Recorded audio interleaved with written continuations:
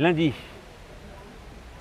23 juillet 2017, sur la place du Poufre, au marché du livre des Voies Vives. En face de moi, Gérald Duchemin, auteur d'un petit livre, La merveille des petits livres. Est-ce qu'il y a une complicité d'évidence entre Gérald Duchemin et l'éditeur, le chat rouge de ce livre?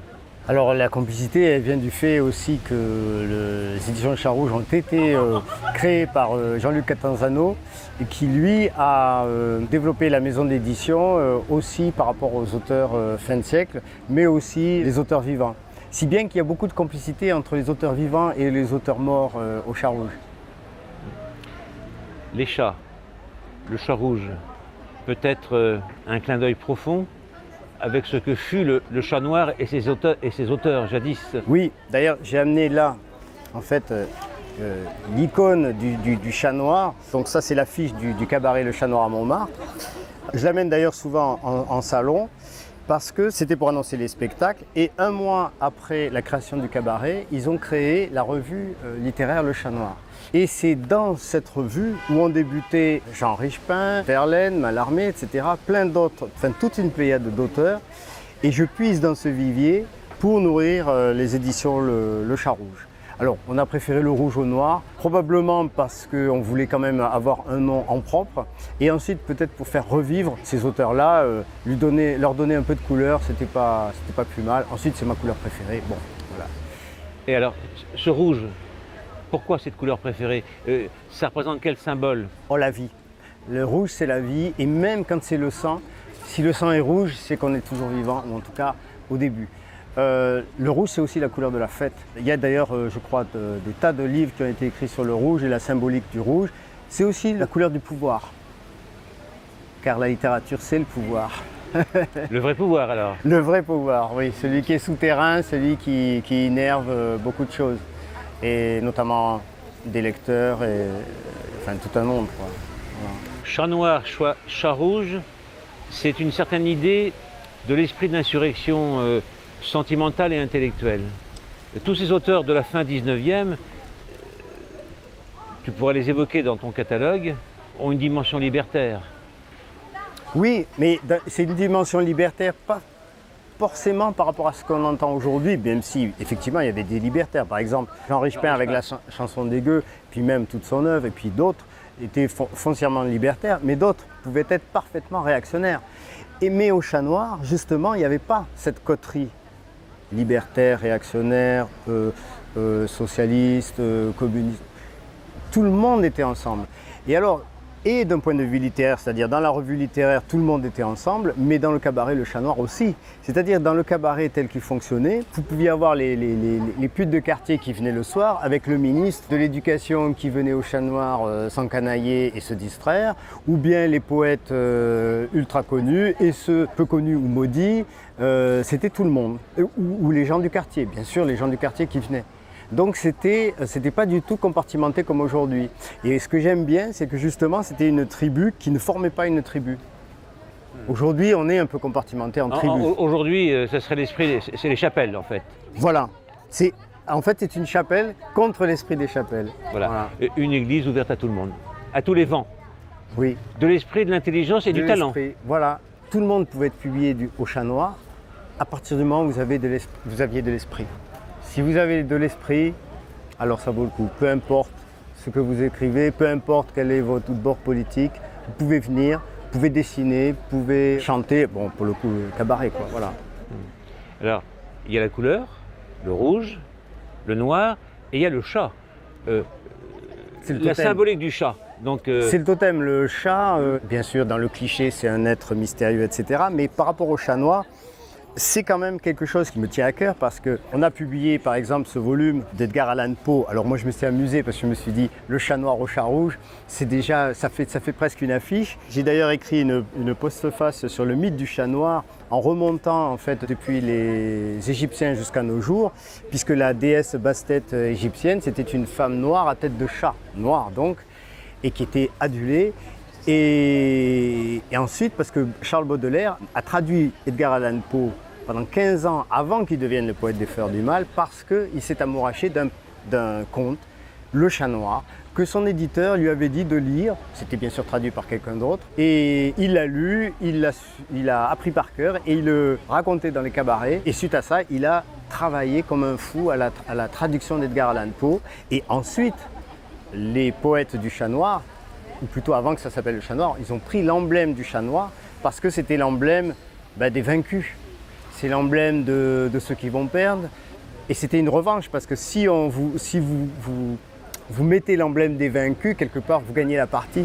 C'est un peu comme les Noirs américains qui emploient le mot nègre à des fins de se purger de la pourriture, de la puanteur raciste, parce qu'en même temps, ça leur permet de voler le nom, de voler le mot aux racistes. Et le mot liberté au Chat Noir, c'était pas un vain mot. Et c'est ce que j'aime dans ces écrivains que je lis, que je republie, que je réimprime, c'est cet esprit de liberté et d'audace. Bon, par exemple, parlons d'audace. Vous voyez, celui-ci, les Oiseaux Bleus, Catulle Mendès. Dans Les Oiseaux Bleus, il réécrit les contes de Charles Perrault à sa manière. Bon, alors, pourquoi ça m'a parlé? Parce que quand j'ai lu un des contes qui s'appelle La Belle au bois rêvant, il réécrit le conte de La Belle au bois dormant à sa façon.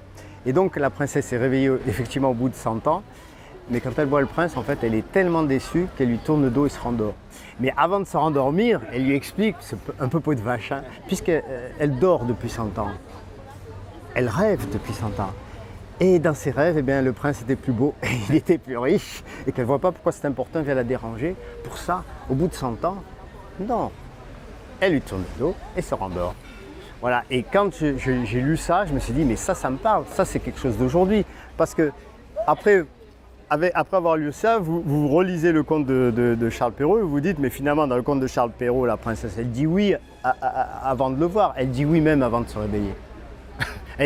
C'est comme si elle était faite pour dire oui. Et là, je vois la modernité. Vous avez aussi une autre forme de modernité et de liberté, parce que ça aussi peut-être que les lois françaises permettaient ça. Peut-être dans d'autres pays, c'était moins vrai. En tout cas, en France, à la fin du 19e siècle, bien qu'il y ait eu des restrictions et la censure, il y avait quand même possibilité d'être libre. Il y a un livre que les éditions Le Chat Rouge a réédité. C'est un livre qui fait date. Ce sont Les Poètes Maudits, réalisés par Paul Verlaine. Ça, c'était un de mes livres, un de ceux dont je suis le plus fier, et pourtant c'est d'un poète star. Mais c'est un peu comme ça que je pratique. Je vais voir mon libraire à Sorams, à Montpellier, Yann, et je lui demande, tiens, j'aimerais lire Les Poètes Maudits. Il me dit, on l'a pas. Ça n'existe pas ni en poche, ni en moyen format. Et donc, il m'a quand même indiqué le texte, je l'ai acheté en Pléiade, les 950 pages d'œuvres en prose de Verlaine. Et donc, il y a un côté pratique quand on est éditeur, c'est qu'on réimprime les livres qu'on ne trouve pas dans le commerce, quoi, voilà. C'est le domaine public, là, voilà, c'est important. Oui, l'idée d'un domaine public est importante. C'est important. Financièrement, pour les éditeurs qui rééditent, c'est capital parce que... Et alors, le petit détail macabre, c'est que les droits tombent dans le domaine public, c'est 70 ans après le décès de l'auteur, et les années de guerre comptent double au bénéfice des héritiers. Voilà, c'est le petit détail macabre qu'il faut prendre en considération quand on réimprime. Une parenthèse, enfin on peut rééditer Guillaume Apollinaire. Quand ces poètes-là étaient vivants et tiraient le diable par la queue, hein? Ah oui, Verlaine par exemple, lui, il a vécu toute sa vie en étant autopublié. Ou même pas autopublié, c'est sa sœur qui finançait à 400 exemplaires ses bouquins. Bon. À un moment donné, dans Les Poètes Maudits, il y avait d'ailleurs, ce sont les portraits de ses copains en fait, qu'il a fréquentés, sauf Marceline, la poétesse. Mais les autres, c'est des gens qu'il a fréquentés, donc il raconte les copains. Et à un moment donné où Rimbaud, et notamment le portrait de Rimbaud est magnifique, mais Rimbaud ne veut plus entendre parler de poésie, il est parti en Afrique pour faire son trafic d'armes ou autre. Et Verlaine, malgré les coups de couteau et leur histoire pas possible, se dit mais quand même, il faudrait quand même que le monde sache qu'il y a Arthur Rimbaud, que c'est un génie et qu'il a écrit des poèmes. Et donc du coup, dans ce recueil, il y a de très très larges extraits des poèmes de Rimbaud. Et au début, je me disais mais il fait quand même un peu de remplissage, Verlaine, parce que mettre le bateau ivre en entier, tous les autres. Et en fait, il a fait lire Rimbaud pour la première fois grâce à ces articles. Et cette suite d'articles que l'éditeur avait titré Les Poètes Maudits, ensuite un éditeur, Léon Vanier, l'a pris et l'a publié. Et alors, tenez-vous bien, il en avait vendu d'un coup 253 exemplaires en un mois. Bon, quand on voit les tirages de Marc Lévy aujourd'hui, c'est risible, mais pour Verlaine, c'était un succès colossal, il n'avait jamais autant vendu, et en plus l'éditeur ensuite a republié toutes ses œuvres, avoir sauvé le bateau ivre, ça tient du miracle. Faites bien de poser cette question, parce que je me pose souvent cette question de la postérité. Des fois, la postérité d'un écrivain, elle tient à un cheveu. Et pourquoi on a retenu tel et on n'a pas retenu tel. C'est vrai, ça reste toujours mystérieux pour moi. Par exemple, Jean Richepin, je me suis posé des tas de questions. Quand je lis, moi, et notamment le Coin des Fous, quand je le lis et que je me dis que c'est aussi fort, au moins aussi fort que du Maupassant, dans un autre domaine, parce que là, mais encore Maupassant a écrit vraiment des histoires horribles, je me dis, là, il y a un truc qui ne va pas. Alors après, il y a le fait que Jean Richepin, il a fini le cul vissé sur un fauteuil de l'Académie française. S'il vous plaît, messieurs les écrivains, ne finissez pas le cul vissé à l'Académie française. C'est la débandade de la carrière assurée. C'est-à-dire qu'il avait une réputation de libertaire, d'athée furibard, et il a fini à l'Académie et père de famille. Mais je ne lui en veux pas, parce qu'en fait, pour moi, ce que j'ai compris de ce bonhomme, c'est qu'il voulait vivre toutes les vies, toutes, y compris celle de père de famille et d'académicien. Alors bon, on essaie de réparer, entre guillemets, ces injustices en le republiant. Parce que Richepin a un talent fou. Hein. Revenons à Gérard Duchemin, poète, écrivain. Il y a ce livre, La merveille des petits livres. C'est une réflexion sur l'art de lire les petits livres, l'art de lire en chambre. Ça me rappelle malgré tout ce livre, le livre Voyage autour de ma chambre de 2 maîtres. Ah ben oui. Hein, il y a cet état d'esprit-là que j'ai senti. Tout à fait. Hein. Quel est cet amour du livre court, mais plein? D'où vient-il? Alors, bon, d'abord, les petits livres, souvent, il y a quelques années, je me suis aperçu, c'est un peu la poursuite de ma vie de lecteur par d'autres moyens, c'est-à-dire par l'écriture. En fait, l'écriture, c'est une vie de lecteur par d'autres moyens. Bon, quand je me suis aperçu que je collectionnais les livres de tout petits volumes ou minces, ça m'a fait tout drôle parce que je me suis posé la question pourquoi. Et en fait, ce qui est intéressant dans le petit livre, c'est qu'on n'est pas à un rendez-vous avec un genre mineur, mais à un format mineur. C'est-à-dire que grâce au petit livre, c'est tous les genres littéraires qui peuvent s'exprimer. Parce que le pavé pour la plage, le bon gros roman, c'est super, moi j'en lis moi-même, hein, c'est pas un souci. C'est juste que tout le reste de la littérature ne peut pas s'exprimer physiquement comme ça. Or, regardez, Henri Miller, Lire au cabinet, etc., le discours sur le colonialisme, le petit livre clair d'André Dautel, vous avez les crimes exemplaires de Max Aube, c'est-à-dire des nouvelles, le pamphlet, la note, la pensée d'artiste, la pièce de théâtre, la novella, etc. Le petit livre leur permet d'exister et il se trouve que ces petits livres, d'une manière générale, sont édités par de petits éditeurs. Et généralement, ces petits éditeurs sont défendus par les libraires indépendants.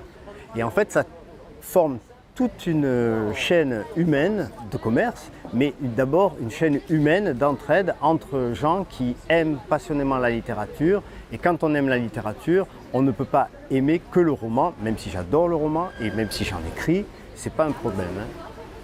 Dans ce livre, La merveille des petits livres, il y a aussi une réflexion sur l'art de la lecture. Proust, qui est cité d'ailleurs en exergue, indique que c'est la porte ouverte sur le spirituel. Alors, exactement ce qu'il dit, c'est que la lecture est au seuil de la vie spirituelle. C'est-à-dire que la lecture, elle permet la vie spirituelle. La lecture seule n'est pas la vie spirituelle. Elle est juste à la porte. Et la vie spirituelle, elle commence après la lecture. Qu'est-ce qu'on fait d'une lecture? Et même au-delà, je dirais que la poésie, en plus, parce que ce n'est pas que la littérature, mais la poésie, c'est aussi le moment qui suit une lecture. Et vous savez, le moment qui suit une lecture, des fois, c'est peut-être le plus beau moment de poésie. C'est-à-dire qu'après une superbe page, le lecteur, du point de vue spirituel, je trouve que c'est important, il doit apprendre à fermer sa gueule et à éprouver ce silence, parce qu'après un moment de beauté, eh bien, on se tait et on l'éprouve cet instant de beauté. Et si on n'éprouve pas cet instant de beauté, on passe à côté du texte. Pour conclure provisoirement, Oui. dans ce petit livre, il y a donc un épilogue et puis surtout une postface différente qui parle donc de Carmélia. Ma question est la suivante.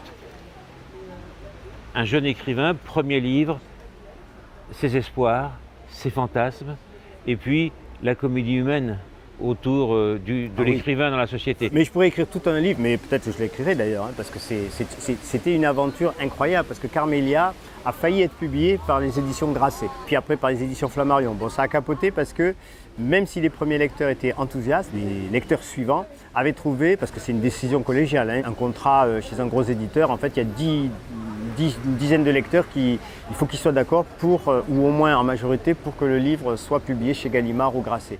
Bon, les premiers lecteurs étaient enthousiastes, mais ceux qui sont passés après trouvaient que c'était un peu trop fantastique. Et dans Carmélia, le seul fantastique qu'il y a, et moi je ne l'avais même pas qualifié de fantastique, donc j'étais le dernier à pouvoir finalement comprendre mon roman ou à le qualifier moi-même. Carmélia, c'est le nom que j'avais donné à une vieille mansarde qui vit sous les toits de Montpellier et qui torture son locataire qui habite chez elle.